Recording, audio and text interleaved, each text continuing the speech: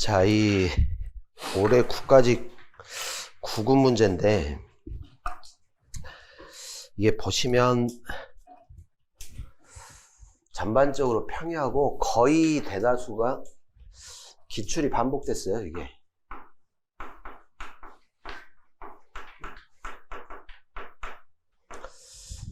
그런데 이제 문제는 뭐냐면 반복이 됐는데 전년도하고 비교해가지고 출제 방식이 좀 바뀐 게 몇 문제 있어요. 조금 이제 변경이 되기 시작합니다. 예전에는 저 박스형으로 문제가 나오면은 옳은 것 조합 막 이렇게 하고 이제 끝났는데 지금은 보니까 이렇게 위아래로 조합 맞추는 문제들이 좀 나오잖아요. 그죠? 그래서 이제 이것 때문에 고득점이 조금 안 됐을 수도 있어요. 그러니까 만점자가 나오기는 쉽지 않았을 거예요. 이번 시험이. 만점 맞은 사람도 있겠지만. 그리고 이제 특이점이 이제 이런 방식으로 나오긴 했고, 이거 했다면 대략 한 85가 두세 개 안으로 다 들어갔겠죠. 그런데 몇 가지 안 본 판례들이 좀 출제가 됐어요. 기존에 출제가 안 됐던 판례들. 근데 우리가 이제 정답 맞출 때는 항상 어떻게 하냐면, 그런 경우는 그게 답이 될 확률이 별로 없잖아요. 그죠? 대신에 이제 그런 출제가 된 것들은 정리를 좀 해줄 필요가 있습니다. 그래서 제가 이제 문제를 풀 때, 우리 아주 전형적으로 많이 풀었던 문제들은 간단하게 해결을 하고, 한두 문제는 꼭 깊게 설명할 게 있어요. 그러니까 제가 볼 때 이제 앞으로 이게 출제가 되면 원리라든가 이걸 응용할 수 있는 문제가 한 문제에서 두 문제는 나올 수 있어요. 지금처럼 모든 시험이. 올해 가만히 보면 다른 직 시험도 보면은 원리 물어보는 문제들이 꽤 나오더라고. 우리 여기 행정직만 그런 게 아니라 다른 데도. 그런데 그 문제들이 제가 볼 때는 승패를 가름할 수 있어요. 한두 문제 차이 시험이 지금 막 그런 거라. 우리 이제 고득점을 맞아야 되기 때문에. 거기 1번을 보시면, 이거는 많이 풀었었던 거죠. 우리 기간계산. 일단 뭐 행정기본법이나 다른 법에 특별한 규정 없으면 민법을 준용하는 것이고, 요걸 좀 제가 알아두시라겠습니다. 일단 저 공포한 날부터 일정 기간 경과한 날 시행하는데, 말일이 토요일 공휴일이면 그날로 만료하도록 돼 있어요. 그죠? 자, 3번을 제가 구별을 좀 하자 그랬습니다.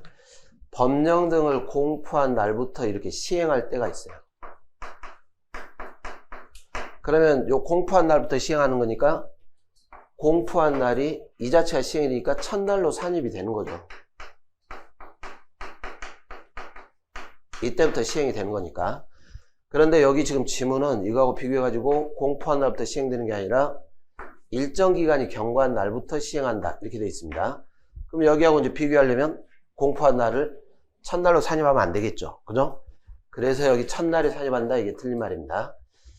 자, 4번. 우리가 이제 국민의 권익을 제한하거나 의무를 부과할 때, 우리가 기간 계산할 때는 국민한테 이익되는 쪽으로 계산한다 이렇게 했습니다. 그러면 권익 제한 의무를 부과하는 처분 같은 경우에는 계산할 때 1조 원론으로 정하면 첫날을 산입해야 국민한테 이익이 되겠죠. 예, 빨리 끝날 테니까. 다만 그런 기준을 따르는 것이 국민에게 불리하다? 그러면 그러하지 아니하다. 옳은 말입니다. 여기는 여러 번 출제됐고 우리도 많이 봤던 겁니다. 자, 2번. 여러분들 청문하고 공청의 차이가 뭐였었냐면, 공청회는 공개된 청문, 공개. 그러면 청문은 공개가 안 됐잖아. 비공개. 다만 이제 당사자가 신청하거나 취재가 필요하다 인정할 때는 공개할 수 있습니다. 단 공익, 3자 정당한 이익을 현재 해치 우려했다. 그러면 공개하면 안 될 것이고, 이제 많이 본 거 아닙니까? 이 당사자가 근거 규정을 명시해서 신청하는 인허가인데 이걸 거부할 때 근거를 알 수 있을 정도로 상당한 이유를 제시했다. 그러면 충분하다 그 말이죠. 그러면 세부적인 사안들, 처분의 근거 및 이유를 구체적 조항이나 내용까지 전부 다 밝힐 필요는 없다 이렇게 했어요. 그래서 이거를 명시하지 않았다 하더라도 위법이 된다 하진 않습니다. 자, 3번 이것도 여러 번 반복적으로 출제됐던 문제입니다. 이 공무원 인사관계 법령에 따른 처분, 뭐 징계라든가 인사관계 법령에 따른 처분인데, 요 경우는 이제 암기를 어떻게 하셔야 되냐면 일률적으로 적용 배제 이렇게 하는 게 아니라 가로와 가로 중에 하나에 해당하고 대통령령으로 정하는 처분, 이런 식으로 돼 있다 그랬어요. 적용 배제가 조금 조문구조가 다르다 그랬죠. 1호부터 8호까지는 무슨 사항, 예를 들어 뭐 국회 지방의회 의결 동의를 거쳐 행하는 사항 끝나는데, 9호가 그렇잖아. 9호가 뭐 군인 징집 소집, 여기죠, 외국인 출입국 관리 난민 공무원 인사관계 법령 가로와 가로 중에 하나에 해당하는, 이렇게. 근데 이 앞에 가로가 성질상 행정절차법을 적용하기 곤란하다거나 또는 뭐 불필요한 처분들, 그리고 미리 여기에 준하는 절차를 거치는 처분, 이럴 때 적용 배제, 이런 식이었습니다. 그러면 이제 뭐가 문제냐면, 예를 들어 공무원 인사관계 법령 같은 경우에는 공무원법의 절차가 따로 규정이 돼 있다, 그런 뜻이에요. 징계 절차, 불이익 처분 절차. 그래서 공무원법의 절차를 거쳤다면 절차법을 반복적으로 적용할 필요가 없잖아, 그죠? 이게 배제가 됐는데, 자, 문제는 여기에 해당해 가지고 이 절차를 거쳤다면 배제가 되겠지만, 근데 이런 준하는 절차를 거치지 않았다면, 이게 없다면, 그러면 거치는 겁니다. 그런데 보세요, 많이 나왔던 거예요. 진급 예정자 명단에 포함된 자인데 진급 선발 취소합니다. 징계 아니죠? 그리고 이 국가공무원법에 보면 뭐 직위해제라든가 직권면직 뭐 이런 것들이 불이익 처분이잖아. 진급 선발 취소는 국가공무원법에 따로 규정이 없어요. 군인사법도 그렇고. 그러니까 여기는 별도의 규정이 없다 보니까 이 말이지, 미리 준하는 절차가 따로 없더라. 그럼 성질상 곤란한 것도 아니다. 왜? 이것도 불이익 처분입니까? 아닙니까? 이거 불이익 처분이죠. 진급 선발 취소하는데. 그래서 여기는 준하는 절차도 없고 이게 불이익 처분이고, 미리 의견 제출 기회 준다고 해서 뭐 이렇게 잘못될 것도 아닐 것이고, 그죠? 여기는 적용입니다. 적용. 그래서 이 의견 제출 기회를 부여하지 않고 진급 선발 취소해버리면 이거는 행정절차법이 적용돼야 되기 때문에 위법이 되는 거예요. 절차상 하자가 있어서 위법이라 할 수 없다. 이해가시죠? 그 4번도 절차 형식 위법이 있어서, 그러니까 지금 위법이 절차 형식 위법입니다. 취소 판결이 확정됐어요. 왜냐면 이제 지문에서 기판력 기속력 나오면 판례가 혼용한다 했으니까 그냥 비싸게 풀어도 돼요, 판례가 하면. 근데 뭐에 기속됩니까? 말 그대로 절차 형식 위법, 여기에 이제 기속되는 거지. 그래서 이제 나중에 절차 형식 위법 사유 하나니까 이걸 보완해 가지고 다시 처분했다면 이거는 기판력이나 기속력에 반하지 않는다, 이렇게 할 거야, 그죠? 새롭게 처분했으니까. 자, 3번으로 가봅시다. 국가배상. 공무원의 직무는 범위가 넓다 그랬습니다. 사경제 주체, 여기는 민법으로 가야 되니까 이걸 제외하고, 여기를 제외하고 모든 국가작용이 포함된다, 이렇게 했습니다. 여기가 포함된다 했으니까 틀렸죠, 지금. 청구기간 내 헌법소원이 적법하게 제기가 됐어요. 이것도 이제 국가작용이고, 헌법재판관도 공무원이고. 근데 문제는 이 재판관이 청구기간 5인에서 각하했다는 겁니다. 이런 논리로 간다 그랬죠. 재판관은 법 전문가인데 기간 계산 잘못해가지고 각하시켰다? 평균적 주의의무를 기준으로 하면 바로 과실이에요. 이해가죠? 더구나 이제 뒤에 보니까 이에 대한 불복 절차라든가 시정 절차가 없더라는 겁니다. 그러면 방법이 없죠. 국가배상 받게. 이걸 뭐 소송으로 다투기도 그렇고. 그래서 배상 책임 인정할 수 있습니다. 자, 이때 손해가 실은 중요하다 그랬는데 현재 각하되면 바로 손해 발생입니까? 다른 손해가 또 있어야 됩니까? 이 자체가 손해라 그랬어요. 기억나죠? 국민들은 아니 내가 적법하게 심판 청구했으면 각하시키는 게 아니라 본안 판단을 해줘야 될 거 아니냐 라는 기대권을 갖고 있을 거라는 거야. 기대. 근데 그게 각하됨으로 인해서 정신적 충격받은 거지. 어떻게 헌법재판관이 내가 적법하게 심판 청구했는데 각하하냐. 충격받았다. 여기서 손해는 위자료를 뜻하는 겁니다. 자, 3번은 지금 일단 정답 2번. 이건 이제 여기도 많이 봤던 거니까 3번 별표를 쳐놓으시고, 우리가 저 배상도 그렇고 보상도 그렇고 성질이 유사한 것들은 중복해서 배상을 안 해요. 이해가시죠? 그게 국가배상에도 뭐가 있냐면, 이 공무원의 직무집행 때문에 손해는 받았지만 거기에 따라 이익을 보는 경우도 있을 거 아니야. 그러면 그걸 공제한단 말이에요. 그런데 이거는 국가배상 직무 자체만 포함되는 게 아니고, 유사한 보상이 서로 성질이 유사하다거나 손해배상하고 유사하다거나 그럴 때는 중복배상을 안 한다, 이렇게 생각하시면 돼요. 중복배상. 군복무 중에 지금 사망을 했습니다. 군인 등의 유족인 원고가 국가배상법에 따른 배상금을 받았어요. 그런데 보니까 군인연금법 소정에 사망보상금도 지급을 하더라, 이런 뜻이죠. 자, 요거 혹시 기억납니까? 이중배상 금지. 근데 이거는 반대지. 배상금 받고 요리 들어가는 것. 그때는 거부하면 안 된다, 이렇게 했잖아. 그런데 문제는 이 연금법 소정에 여기도 사망, 여기 국가배상도 사망에 대한 손해배상. 그러니까 여기 손해배상금이나 사망보상금이나 성격이 좀 유사해야 하네요. 예, 성격이 유사하다는 거예요. 유사한 성격의 보상. 그러니까 보상이라고 되어 있지만 성격이 유사한 거야. 사망 부분에 대한 배상과 유사한 성격의 보상. 그러면 성격이 유사하니까 둘 다 지급하겠습니까? 배제하겠습니까? 하나는 지급해서 배제하겠죠. 그래서 이 상당 금액을 공제할 수 없다? 이게 틀린 말이에요. 외국인은 상호보증이다 그랬죠. 상호보증 없더라도 배상 적용된다? 틀린 말입니다. 자, 4번. 이게 이제 우리 그 비공개 사유 암기할 때 봤던 거예요, 이게. 우리 그 이런 거 찾아냈어요. 의사결정, 과정,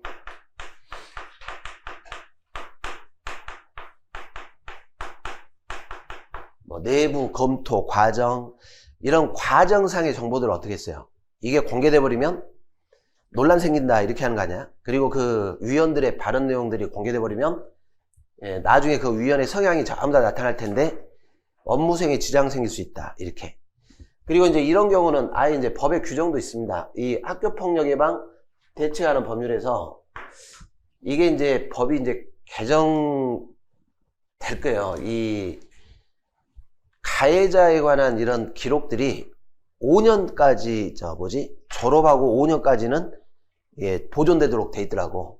근데 이 법률에서 이거 함부로 공개를 못 시키게 해놨어요. 비공개. 그리고 여기 보시면은 요 회의록인데 대개 이런 말 나오면 다 이쪽하고 관련된 거 아니야? 그러니까 이게 다 공표가 되기 전, 대외적으로 공표되기 전 이런 자료들은 공개가 될 경우 업무의 공정한 수행에 현저한 지장을 초래한다, 인정할 만한 상당한 이유가 있는 정보에 해당한다. 그러니까 비공개 사유다, 이런 뜻입니다. 근데 이것도 실은 여러 번 출제됐던 겁니다. 이것도 비공개 정보. 자, 이 2번도 굉장히 많이 출제됐던 겁니다. 정보공개 청구할 때 청구권자가 요구하는 공개 방법이 있죠. 청구권자가 지정한 방법.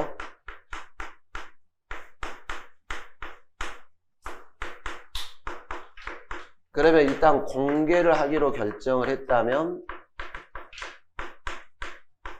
이 방법에 대해서는 선택권이 없어요. 공공기관이.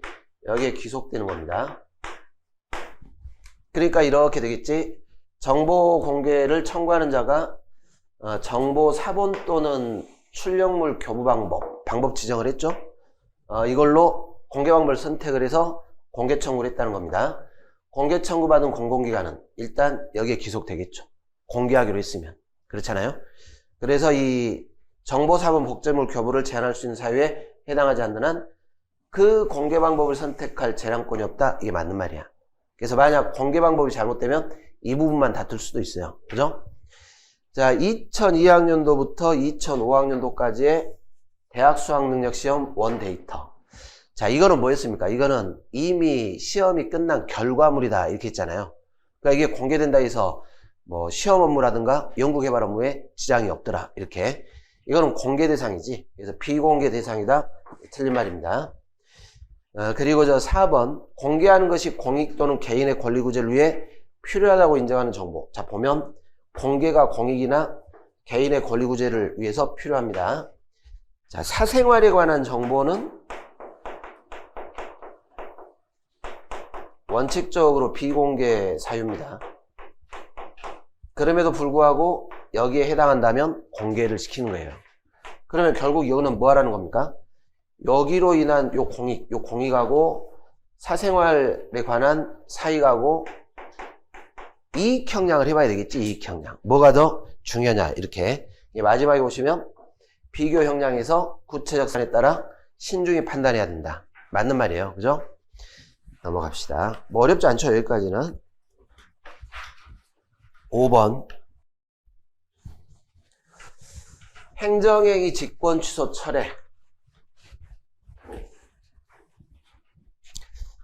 여기도 이제 자주 봤던 거라 처분에 대해서 심판이나 소송이 제기돼서 진행 중입니다. 쟁송이 진행 중이라 해서 아직 취소 판결 재결 안 나왔다면 처분은 존재하는 것이고 중간에 행정청이 직권으로 취소 철회 가능하다 이렇게 했잖아요. 그래서 행정청은 스스로 취소할 수 없다. 틀렸죠? 워낙 많이 나오는 지문입니다. 자, 사정 변경으로 적법한 처분을 더 이상 존속시킬 필요가 없다. 후발적 사유지. 그러면 처분의 전부 또는 일부를 철회죠. 그리고 적법한 처분이니까 장내항에서 제소기간 경과 등으로 처분에 불가쟁력이 발생했다. 이것도 많이 봤죠. 그러면 상대방은 취소쟁송으로 다툴 수 없겠지만 행정청이 직권 취소하는 건 상관이 없잖아. 그죠? 그래서 행정청은 실권의 법률에 해당하지 않는다면 직권으로 취소할 수 있다. 맞습니다. 위법부당한 처분이면 취소죠. 전부 또는 일부를. 그런데 처음부터 처분 당시부터 위법부당하니까 소급해서 취소할 수 있다. 단 상대방의 신뢰보호, 기득권 이런 걸 보호한다는 이런 정당한 사유가 있다면 장내항에 취소할 수도 있다. 이해가죠? 뭐 어려운 건 아닙니다. 5번까지는 평이한 문제입니다. 과징금. 우리가 이 과징금은 두 가지 성격을 띈다 했습니다. 위반 행위에 대해서 제재적 성격도 있는 것이고 그로 인해서 얻은 불법 이득을 환수할 수도 있고, 그죠? 그런데 이건 아니지. 처벌은 아니다. 이렇게. 맞죠? 그러니까 형사처벌도 하고 과징금 부과한다고 해서 이중처벌에 해당하지는 않아요. 형사처벌 아니기 때문에 처벌에 해당하지 않는다. 행정기본법에 따르면 자 일단 3번으로 갑시다. 관할행정청이 여객자동차 운송사업자 여러가지 위반 행위를 인지를 했습니다. 지금 행정청이 그러니까 이 사업자가 지금 여러 위반 행위를 했는데 전부에 대해서 일괄해서 최고한도 내에서 하나의 과징금 부과 처분을 했어요. 여기에 자 그럼 생각해봐.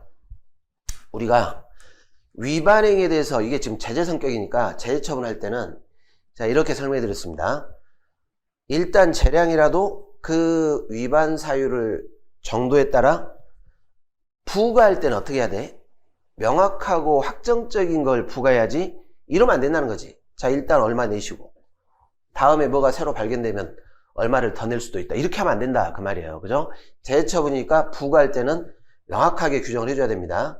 이제 그런 사안입니다. 그러니까 이게 원칙인데 인지한 위반 행위 중 이 말이잖아요. 일부에 대해서 우선 부과하고 그러니까 그 말이 똑같아. 일단 얼마 내시고 그 말이에요.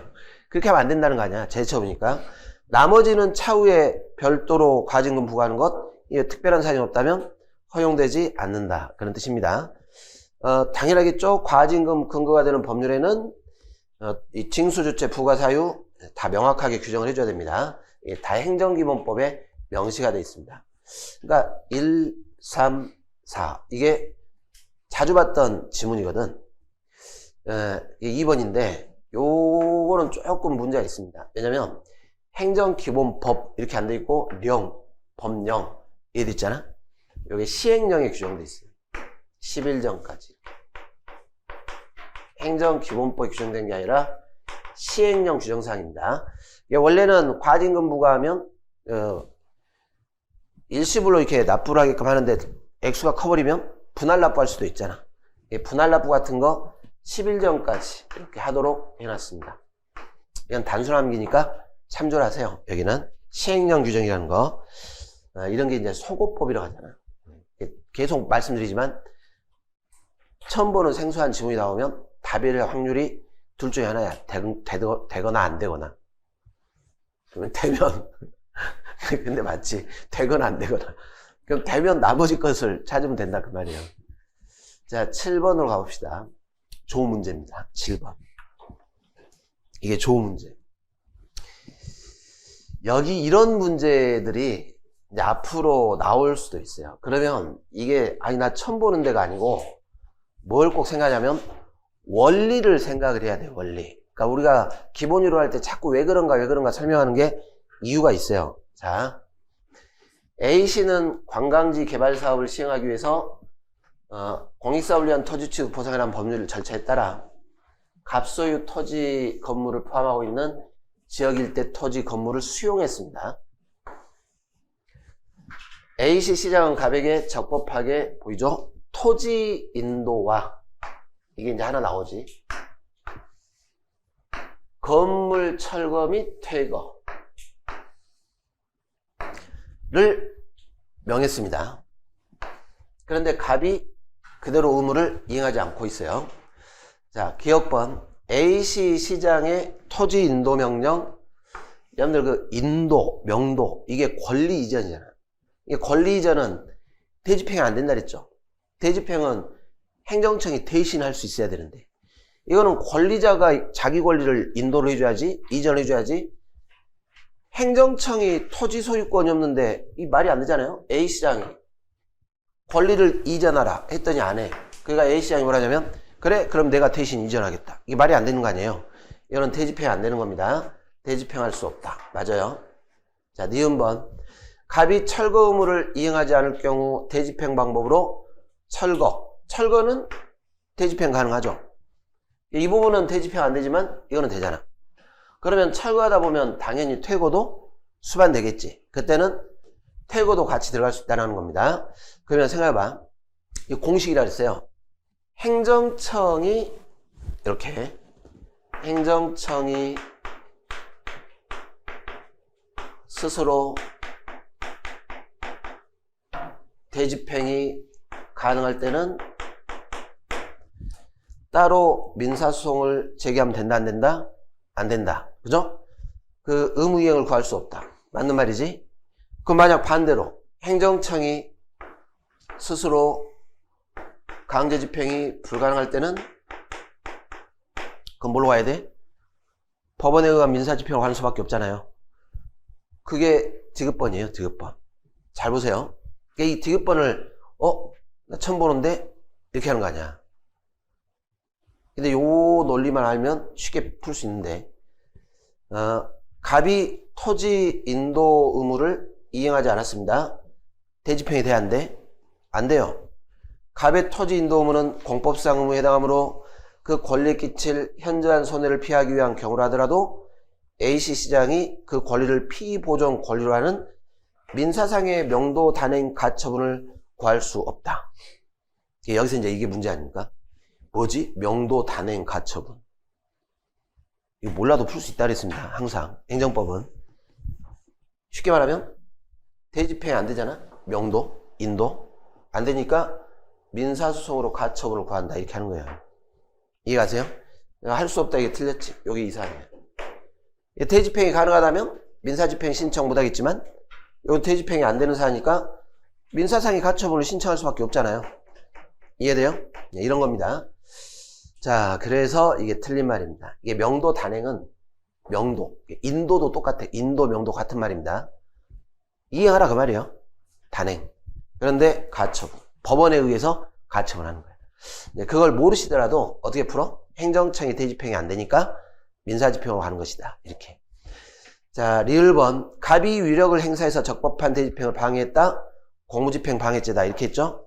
그러면 현행범 체포 차원에서 경찰의 도움을 받을 수 있다.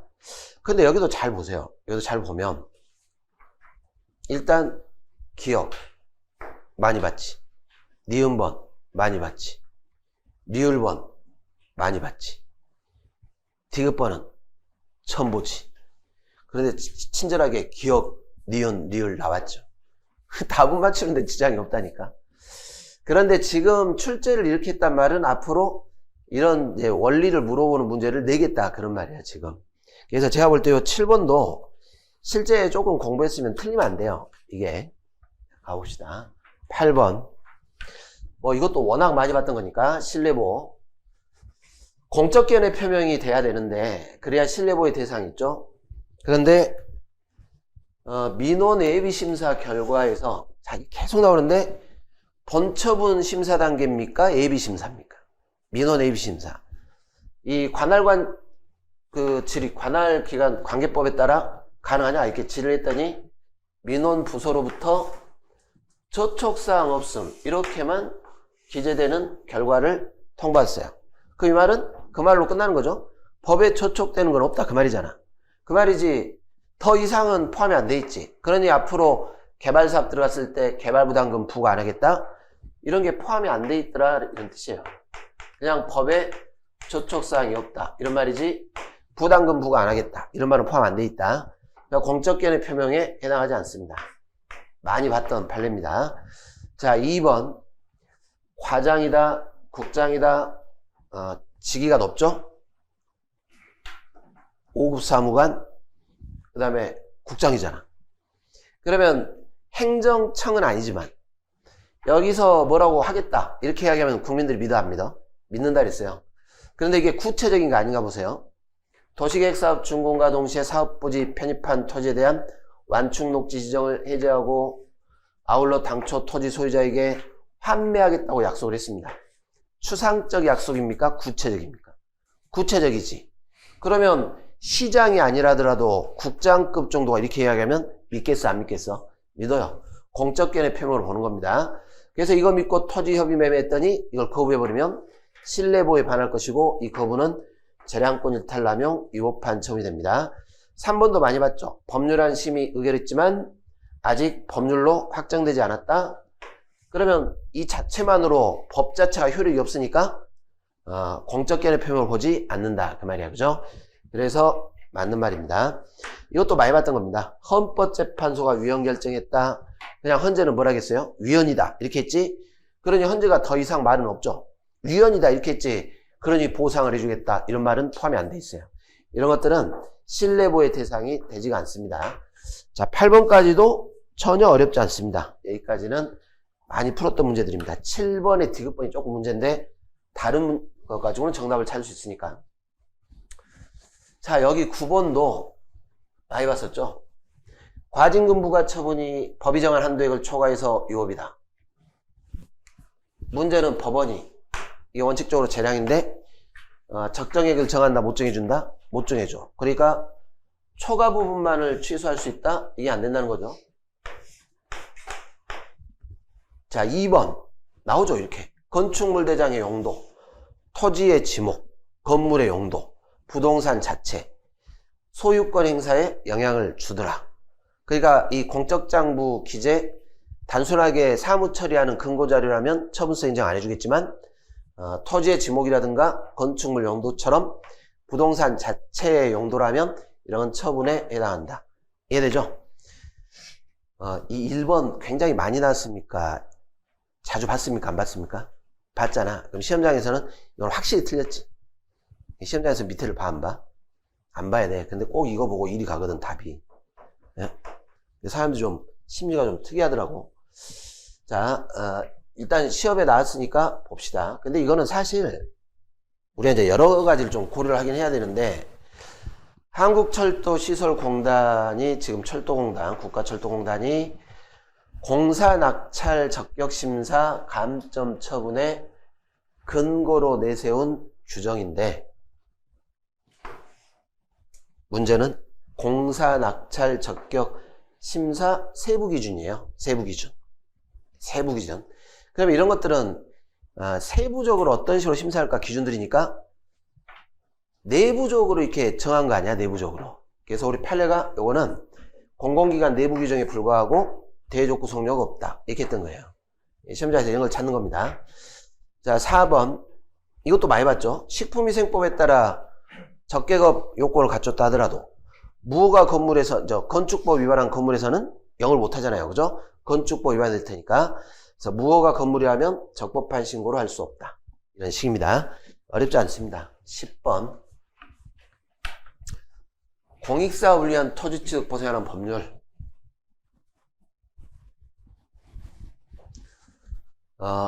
영업을 하기 위해 투자한 비용이나 영업을 통해 얻을 보이죠. 기대되는 이런 기대 이런 것들은 재산 자체 객관적 가치가 안 된다 이렇게 했어요.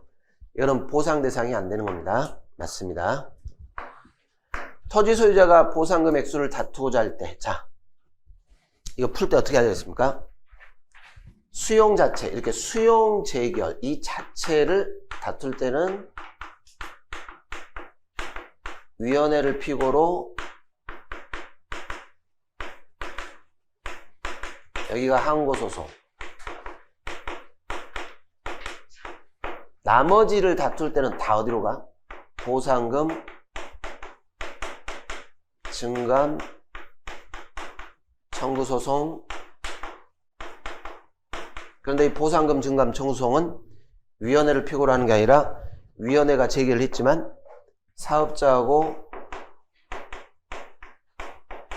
토지 소유자 등이 원고 피고가 돼서 다퉈라. 법이 이렇게 규정되어 있더라라는 거야. 그래서 이거 구별할 때 그렇게 하겠습니다. 수용 재개를 다툴 때는 항고소송, 나머지는 전부 다 보상금, 증감, 청구소송. 그래서 제가 예를 들어든 게 뭐였냐면 자녀지 수용 청구했더니 거부당했다. 항고소송입니까? 보상금, 증감, 청구소송입니까? 보상금, 증감, 청구소송. 근데 여기도 보시면 손실보상금 액수를 다투고 있잖아요. 수용 재개를 다툽니까? 액수 다투고 있습니까? 요리 가겠죠? 그래서 위원회가 아니라 사업시행자를 상대로 보상금 증액을 구하는 소송을 제기한다. 이해되죠? 자, 3번. 우리가 일반적으로 소송법도 그렇고, 자, 처분에 대해서 소를 제기했어요. 원칙 집행정지야, 원칙은 집행부정지야. 원칙 집행부정지. 여기도 그런 사안이지. 위원회 재결에 대한 토지 소유자 행정소송의 제기는 사업 진행 및 토지 수용 사용을 정지시키지 아니한다. 이게 원칙. 이게 이제 여기 법에 규정이 되어 있는데 원칙 따라한 겁니다. 자, 보시면 어떤 보상 항목이 손실보상에 해당함에도 위원회가 사실을 오인하거나 법률을 오해해서 손실보상 대상에 해당하지 않는다고 잘못된 내용의 제기를 했습니다.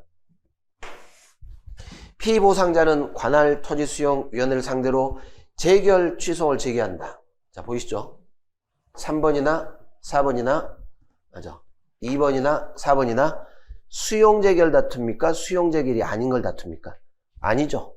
그러니까 뭘로 가야 돼? 보상금, 증감, 청구소송. 틀렸죠? 여기는 의외로 단순하게 이렇게 풀면 돼요. 수용재결 자체를 다투냐? 아니냐? 자, 11번.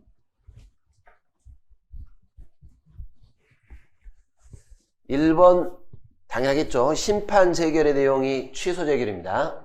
그러면 따로 행정청이 취소 안 하더라도 재결만으로 취소. 이해되시죠? 2번. 자, 불복기간 경과로 확정됐습니다. 그러니까 이 확정력은 기판력이 인정되는 건 아니죠. 그냥 쟁송제기 기간이 지났다. 이 말이지? 위법이다, 적법이다, 법률관계가 확정되는 게 있어, 없어? 없다. 이렇게 했어요. 그죠? 많이 풀었던 거죠. 자, 당사자 신청을 받아들이지 않는 거부처분이 재결해서 취소가 됐습니다. 그러면 행정청은 종전 거부처분 재결 후에 발생한 자, 새로운 사유를 내세워 다시 거부처분할 수 없다. 틀렸죠?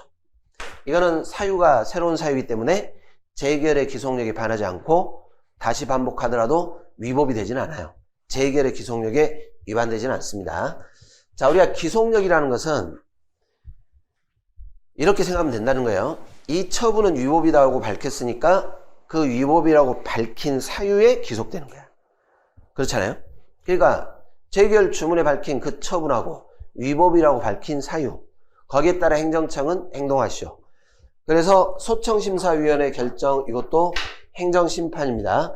처분청에 대해서 기속력을 가지고 있는데 그 결정 주문에 포함된 사항뿐만 아니라 처분 등의 구체적 위법 사유에 관한 판단에까지 미친다. 당연하겠죠. 위법이라고 밝힌 사유, 왜 위법인가? 거기에 기속되는 겁니다. 자, 12번으로 가봅시다.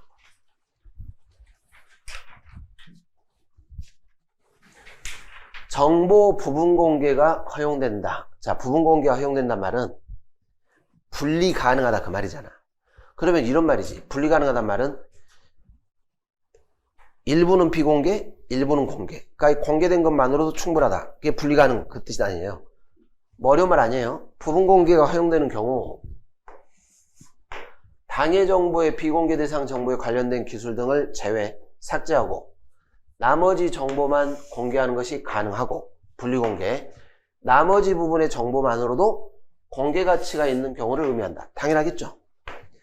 자, 니은번 여러분들이 상식적으로 생각하면 돼. 상식적. 우리가 저 국가배상에서 법령 위반, 위법성은 이 정당성을, 객관적 정당성이 결여된 거. 범위가 넓어집니다. 음주운전으로 적발된 주치운전자가 지금 적발됐어요. 그럼 이 사람 지금 음주 상태 아니야? 음주 상태잖아. 그런데 경찰관한테 뭐라 하냐면 내가 이 차량 도로가로 옮길게. 그러면서 키를 달라는 거야. 차량을 이동하겠다 해가지고 단속경찰관으로부터 보관 중이던 차량 열쇠를 반환받아. 근데 문제는 몰래 운전해서 도망가 버렸어요. 그러다가 사고까지 났어요. 이 경찰관 정신 나간 거 아닙니까? 상식적으로 줘야 돼 말해야 돼? 주면 안 되지. 위법이에요. 인정되지 않는다. 틀렸죠. 그죠? 상식적으로 풀면 돼요. 어렵게 풀 필요 없습니다. 자, 원고적격 법률사항이 많이 봤죠? 처분의 근거 법령에 의해서 보호되는 직접적 구체적 이익. 그런데 간접적, 사실적, 경제적 이해관계 이런 것들은 반사적이에요. 포함되지 않습니다. 포함된다 틀렸죠. 자, 요 니을번 이거는 제가 볼 때 자주 출제된 것도 아니고 이번에 처음 나왔어. 그런데 여러분들이 이것도 상식적으로 생각해봐.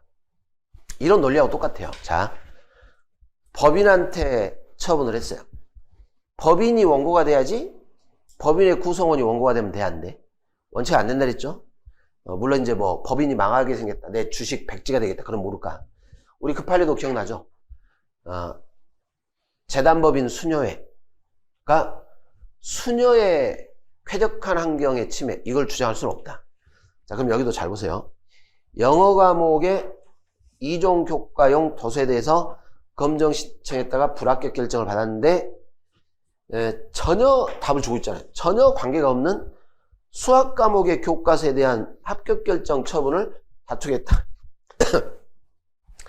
이거 경원자 관계나 경업자 관계도 아니고 이거 취소해봐야 이거는 수학 과목이고 영어 과목이 뭐 합격 처분 나오는 것도 아니고 그죠? 법률사항이 없는 거예요. 상식적으로 푸는 겁니다. 틀린 말입니다. 그죠? 옳은 말입니다. 자, 13번 많이 봤던 겁니다. 13번에 1번 지방자치단체 소속의 공무원이 지방자치단체 고유의 자치사무를 수행합니다. 자치사무 수행할 때는 국가와 지방자치단체는 별개 법인. 그러니까 당연히 자치단체 공무원은 국가법 지켜야 돼 말해야 돼요. 지켜야죠. 그러니까 양벌 규정 적용하겠다 그런 뜻이에요. 기관 위임 사무는 양벌 규정 적용하지 않지만 그래서 법인에 해당 양벌 규정 처벌 대상되는 법인에 해당하지 않는다. 틀린 말입니다. 끝났죠? 이거 많이 봤던 건데 나머지는 볼 필요가 없어요 원래. 그죠? 자, 일단 3번 갑시다. 이건 주의하자 그랬습니다. 이 과태료 부과징수할 때 질서위반 회유죄법 이게 일반법. 근데 여기는 좀 특이하게 이 질서위반 회유죄법과 다른 개별법의 규정이 있다. 그런데 보니까 안 맞아요 서로. 그럼 이 법 따라가는 겁니다. 질서위반 회유죄법의 정한 바를 따라갑니다. 자, 이것도 제가 꼭 기억을 하자 그랬습니다. 당사자 검사가 과태료 재판에 대해서 불복을 하는데 이게 즉시항고. 근데 이제 문제는 봐. 불복 들어왔어요. 즉시항고. 과태료 재판을 했는데 불복 들어왔다. 그 과태료 재판이란 말은 과태료 내라고 재판했을 거 아니야. 집행을 정지시키는 게 국민한테 이익이에요? 정지 안 시키는 게 이익이에요? 집행을 정지시키는 게 국민한테 이익이지. 왜 불복 들어왔으니까 재결정할 때까지 집행을 정지시켜라. 그죠? 예, 국민한테 이익되는 쪽으로 끌고 가면 된다. 이렇게 했습니다. 집행정지 효력이 있다? 맞죠? 자, 그럼 이제 2번인데, 이거는 조금 생각을 해줘야 돼요. 자, 일단 1번은, 그러니까 답을 보면 충분히 맞출 수 있게 해놓고 이런 걸 하나씩 집어넣고 있잖아, 지금. 근데 이거는 제가 볼 때 수험생들한테 경고야, 경고. 이제 올해까지는 이렇게 해주겠는데 내년부터는 이런 거 막 쏟아낼 테니까 법률적 시각, 법적 마인드로 풀어봐 이렇게 되는 거예요. 일일이 다 보는 건 아니니까 잘 보세요. 개인정보보호법에 따르면 양벌 규정 들어가 있죠. 그럼 이 양벌 규정이 형벌이잖아요. 형벌. 당연히 죄형법정주의 적용을 받게 되겠지. 그러면 여러분들 요 형벌에 관한 법령을 해석할 때 유추 확장 해석을 하면 될까 안 될까?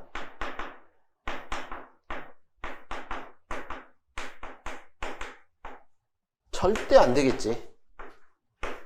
이해가? 엄격하게 해석해야죠. 법이 정한 대로.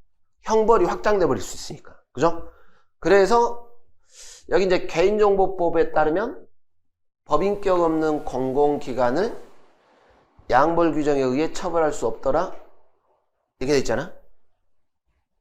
그러니까 법은 그 개인정보 처리자, 개인정보 처리자인데 개인하고 법인 이렇게 돼 있어. 그럼 법인격이 없으면 유추 확장 해석해버리면 처벌할 수 있잖아. 금지되니까 처벌 못한다. 그럼 처벌을 못하면 그 경우 행위자 역시 양벌 규정으로 처벌할 수 없다. 이게 우리 판례 입장이에요. 논란이 있어요. 아니 양벌 규정은 법인한테는 적용하지 말아, 여기는 적용하지 말라는 거지만 그 종사자들이 위반했으면 적용해야 되는 거 아니야? 뭐 이렇게 하는데 우리 판례가 엄격 해석의 취지상 이렇게 한 거예요. 그리고 사실 이거는 개인정보보호법의 특성 때문에 그래요. 특성. 자, 아무튼 뭐라고 생각하냐면 유추 확장 해석하면 안 돼. 그 취지가 어디까지 들어가냐면 여기뿐만 아니라 실제 거기 행위자들 여기까지도 포함시켜 주겠다. 이런 취지입니다. 알아두시기 바랍니다. 자, 14번으로 가봅시다. 별표를 쳐놓으세요.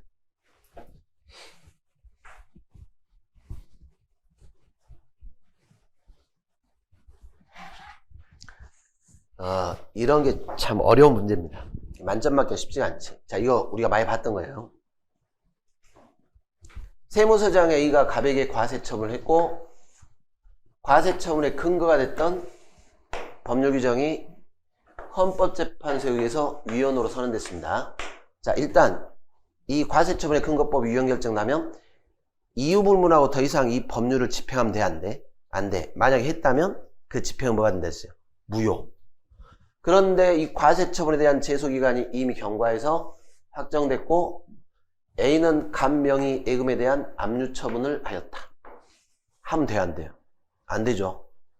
이미 위헌으로 명백하게 확정됐는데 설령 이 과세처분이 제소기간이 경과에서 확정됐더라도 더 이상 이 법률은 집행하면 됩니까? 안 됩니까? 안 되는 거예요. 그리고 한편 과세처분의 집행을 위한 압류처분의 근거 규정 자체는 따로 위헌결정 내려진 바가 없다. 여기에 근거법은 위헌결정이 안 났다 하더라도 여기를 집행하죠. 과세처분 강제집행 들어가 버리면은 위헌결정의 실익이 없어지잖아요. 실익, 기속력. 그래서 만약에 했다면 이거 뭐가 돼요? 무효. 이해가시죠? 자, 무효면 제소기간 제한 있어 없어? 없어. 무효 확인 소송 제기할 수 있습니까? 없습니까? 가능하지. 이해가시죠? 자, 기억번. 갑에 대한 과세처분과 압류처분은 별개 처분이므로 선행처분인 과세처분이 당연무효가 아닌 이상 압류처분을 다툴 방법은 존재하지 않는다. 자, 하자승계 기억나죠? 하자승계. 과세처분과 이 압류처분 간에는 원칙적으로 하자승계 돼야 안 돼요? 안 돼요. 근데 고민할 필요가 없어. 여기가 무효가 돼버리니까 다툴 방법이 있습니까? 없습니까? 이쪽 무효 확인 소송 제기하면 되잖아. 이해가? 하자승계 고민할 필요도 없어요. 아니 이게 무효인데 무효는 제소기간 제한이 있다 없다? 없어. 언제든지 무효 확인 소송을 제기할 수 있다. 무슨 말인지 아시겠죠? 그러니까 압류처분을 다툴 방법이 존재하지 않는다?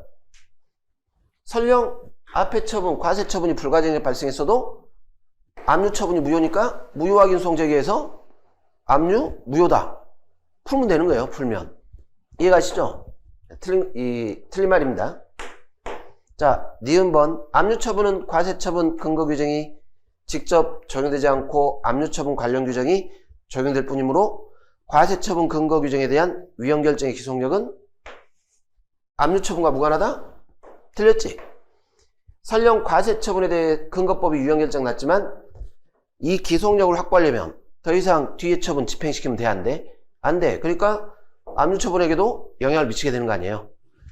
디귿번처럼 나와야죠. 디귿번. 과세처분 이후 조세부가 근거가 됐던 법률 규정에 대해서 위헌결정 내려진 경우 과세처분이 당연무효가 아니더라도 위헌결정 이후 과세처분의 집행을 위한 압류처분하는 것은 더 이상 허용되지 않는다.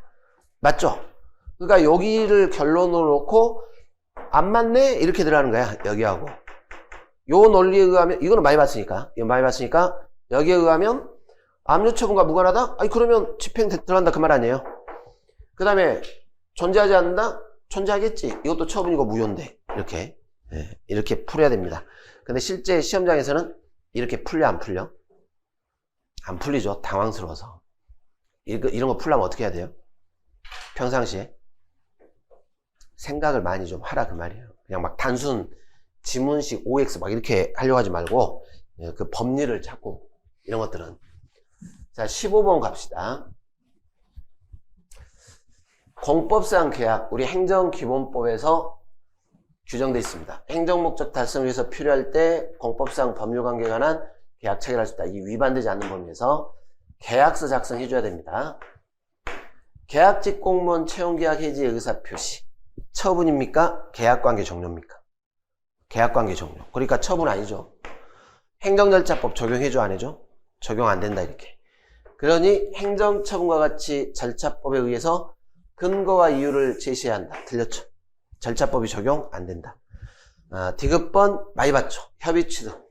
판례는 사법상 매매계약. 그러면 이 협의취득이 사법상 매매계약이니까 금액 같은 거. 그 다음에 나중에 뭐 채무, 금액 지급 안 하면 이런 뭐 채무 불이행 책임 뭐 이런 것들 약정할 수 있는 게 아니다. 틀렸죠?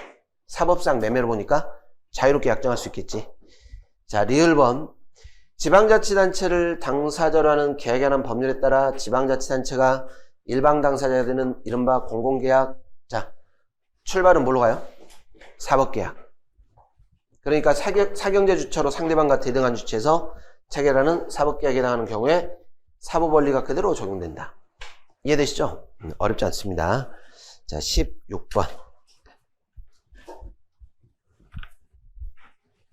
이것도 이제 부관할 때 많이 봤던 겁니다.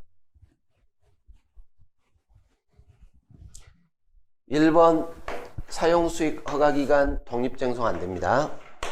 2번 형질변경 행위 허가에 붙은 기부채납 부관에 따라 토지를 국가나 기부채납했다. 자치단체한테 기부채납 증여했다. 그러면 요거는 사법상의 계약, 여기는 부담. 서로 별개 행위. 문제는 기부채납 부관이 당연무효거나 취소가 되지 않았어요. 그럼 여기가 지금 현재 유효한 상태입니다. 그럼 여기가 유효한 상태라면 기부할 의무가 있고 거기에 따라 계약을 체결했으니까 착오다 이렇게 하면 안 된다 그랬죠. 그죠? 그래서 착오가 있음을 이유로 증여계약을 취소할 수 없다. 맞아요. 자, 행정행위의 부관인 부담에서 정해진 바에 따라 당행정청이 아닌, 자, 이해를 해봐. 그러니까 이 부담을 부과한 행정청이 아닌 다른 행정청이 그 부담상의 의무이행을 요구를 했다는 거예요. 자, 일단 이거 한번 보고 갑시다. 요 다른 행정청은 부담에 따라 이행하라고 명령할 수 있을까요? 없을까요? 안 되겠죠? 왜? 보세요. A 행정청이 부담을 붙였는데 갑자기 B 행정청이 이행하라 이렇게 했다는 거야. 이행명령. 안 되는 거 아니야. 이해가세요? 그럼 이거는 뭐겠어요? 그냥 명령이 아니라 요구일 뿐이에요. 요구. 좀 빨리 이행하세요. 이렇게. 이해가세요? 처분입니까? 아닙니까? 처분 아니죠. 여기서 부담 명령을 일단 모를까? 우리 그 많이 풀었던 문제 중에 감차 명령 처분이잖아. 근데 여기가 감차명령이 있다면 처분이겠지만 다른 행정청이 이행하라 요구하면 그건 처분이 아니다 그 말이에요. 권한도 없잖아요 여기. 그죠? 명령할 권한. 처분의 부담인 부관을 붙인 경우 부관의 무효화에 의해서 본체인 처분자체 영향이 있게 될 수 있으며, 자 근데 이게 문제죠. 부담이 무효라고 해서 부담 이행으로 인한 매매 행위까지 무효다 이렇게는 안 된다 그랬지. 이 부분은 따로 판단한다. 당연 무효다 드렸죠. 근데 많이 나왔던 거죠 이것도. 자 넘어갑시다. 그러니까 답 찾는 데는 별 지장이 없어요. 17번 계획 어디를 보시냐면은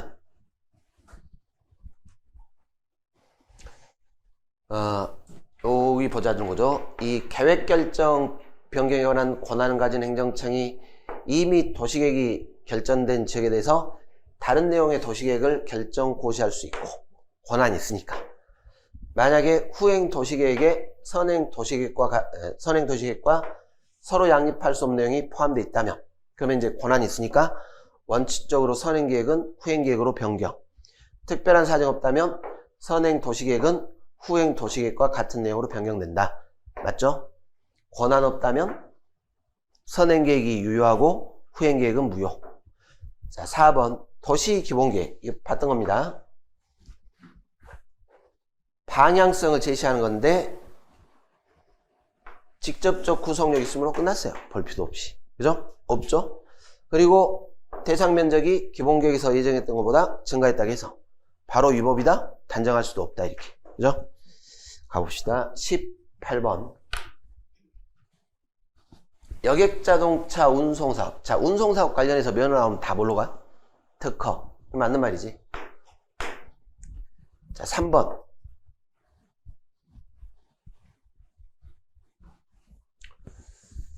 자, 보시면 자동차 관리 사업자로 구성하는 사업자 단체 설립 인가는, 자, 여기 인가는 인가권자가 가지는 지도감독 권한 범위 등과 아울러 설립인가에 관해 구체적 기준이 정해져 있지 않는 점. 답 주는 겁니다. 답. 인가인데 구체적 기준이 없잖아? 그러면 행정청이 뭐라는 거예요? 나머지 기준들은 행정청이 공익적으로 판단하라 그 말이잖아. 그러니까 뭘로 가요? 재량의로 봐야 된다. 이해가시죠? 자, 공익법인 기본재산 처분 함부로 하면 된다 안 된다? 안 돼. 이것도 많이 봤던 거예요 여러분들이. 함부로 하면 안 돼. 함부로 하면 안 되니까 처분 허가하는데 보세요. 허가입니까? 인가입니까? 인가지 인가. 법인이 재산 매매계약하고 허가, 인가. 네? 본 적 있어요 없어요? 많이 봤잖아. 근데 반드시 꼭 인가해줘야 돼? 안 할 수도 있어? 재량이죠 재량. 원하는 대로 해줄 수는 없으니까. 여기서부터 틀린 거예요. 명령행위는 허가에 해당한다. 들렸죠? 허무하지 않습니까? 4번. 그럼 이 2번인데 외우세요. 여러분들 외국인은 대한민국에 대해서 입국이라든가 이런 거에 자유가 있어 없어? 없어.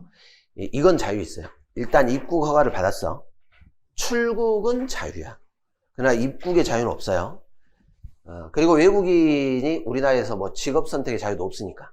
하려면 이제 허가 받으면 있겠지. 허가 받으면. 그럼 이제 재량인데 여기는 그거가 좀 달라요. 난민. 조약을 체결했어요. 조약. 국제 협약을 체결해가지고 난민은 전 세계가 보호를 해야 될 거 아닙니까? 근데 난민이 어떤 사람이냐면 그 나라에서 정치적 핍박받고 피해를 본 사람이야.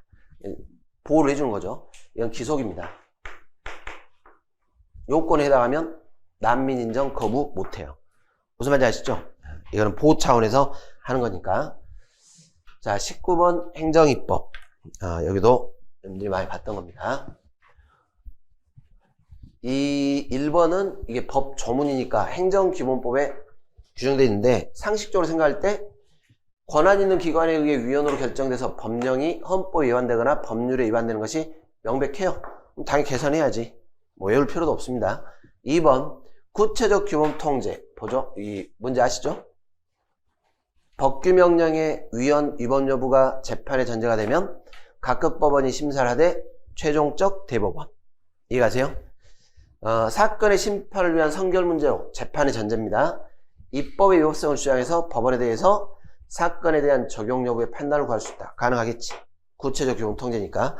그러니까 법령 자체로 들어가는 게 아니고 법령을 적용한 사건, 처분 가지고 들어가서 소송 중에 판단받으시오. 그죠? 자, 일반적으로 법률의 위임에 따라 효력 갖는 법규명령의 경우에 위임의 근거가 없어서 무효인데 나중에 법 개정으로 위임의 근거가 부여됐다면 그때부터 유효. 많이 봤었죠? 여기가 되는 게 아니다. 틀렸죠. 법률의 시행령은 모법인 법률에 의해 위임받은 사항 또는 이제 집행에 필요한 사항 뭐 이런 걸 정하는 겁니다. 그런데 이제 위임이 없다면 당연히 법률에 규정된 개인의 권리의무에 관한 사항을 새롭게 규정할 수는 없겠지. 위임이 없으니까. 이해가죠? 뭐 어렵지 않습니다. 20번에 보시면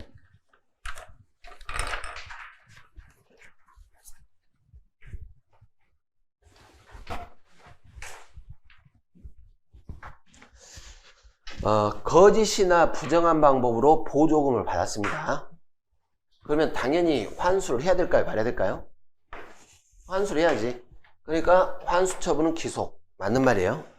대신에 환수를 해야 되는데 이것만 환수해야지. 이거 정상적으로 받은 것까지 다 환수하면 돼? 안 돼? 안 된다. 이렇게 하는 거 아니에요. 자, 재량권 일탈남용.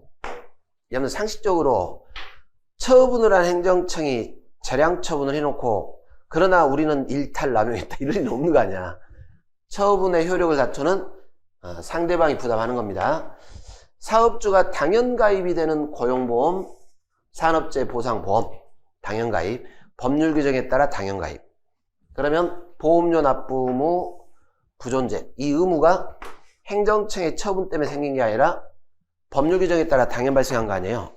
그리고 처분 부존재입니까? 의무 부존재입니까? 의무 부존재. 그 당사자 소송이지. 권리 의무에 관한 분쟁. 당사자 소송. 자, 4번 잘 봅시다. 기부 체납 및 사용 수익 과가 방식으로 민간 투자 사업 추진하는 과정에서 사업 시행자 지정하기 전 단계 공모 제안을 받아 일정한 심사를 거쳐 굉장히 많이 봤죠? 우선 협상 대상자를 지정한다. 처분이 아니에요. 처분. 지정했다가 취소하는 것도 처분. 그래서 해당하지 않는다. 그래서 전반적으로 이게 풀어보시면은 우리가 풀었던 기출문제에서 반복되고 있잖아요. 그런데 지금 경고를 두세 문제가 준 이유가 한 문제 정도 어렵게 나왔는데 그거는 인지를 해줘야 돼. 아, 출제자가 지금 가벼우니까 일단 올해까지는 이렇게 내겠는데 다음부터는 원리 물어보겠다. 이렇게 경고를 주는 거예요. 네, 잘 기억을 하시기 바랍니다. 자, 여기서 마치겠습니다. 수고하셨습니다. 네.